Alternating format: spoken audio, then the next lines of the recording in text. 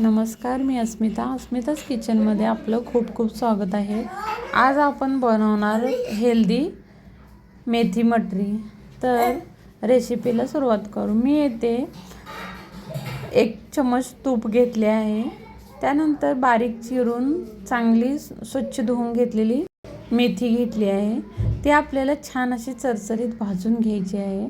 थोडी मऊ होईपर्यंत भाजून घ्यायची आहे। त्यानंतर मी येथे गव्हाचे 2 वाटे पीठ घेतले आहे। त्यामध्ये आपण हळद, जिरा पावडर,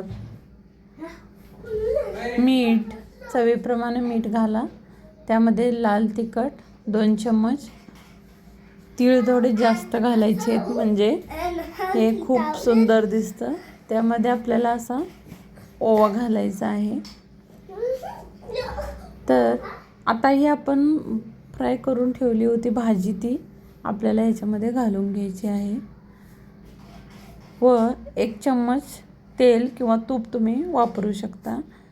ह्याच्यामध्ये मी थोडे कुरकुरीत होण्यासाठी, खुसखुशीत होण्यासाठी 2 बारीक चम्मच रवा मी इथे वापरला आहे। तुम्ही बघू शकता छोटे 2च चम्मच मी इथे रवा वापरला आहे। अशा पद्धतीने एकजीव करून सुकं पीठ असतानाच आपल्याला हे एकजीव करून घ्यायचं आहे। त्यानंतर हे थोडं थोडं पाणी घालून एकदम घट्टसर गोळा असा आपल्याला मळून घ्यायचा आहे। जास्त मऊ पीठ नाही करायचं आहे आपल्याला। तर मध्ये आता आपल्याला 2-3 चम्मच सुके पीठ गव्हाचे व 2-3 चम्मच त्यामध्ये तुपाचे घालून आपण हे अशा पद्धतीनं बनवून घेतले आहे। हे आपल्याला लागणार आहे। तर हे साईडला ठेवले व मी आता एक गोळा घेऊन आपण हे आता लाटून घेणार आहोत छान असे। हे बघा अशा पद्धतीने गोल असं छान आपण लाटून घेतले।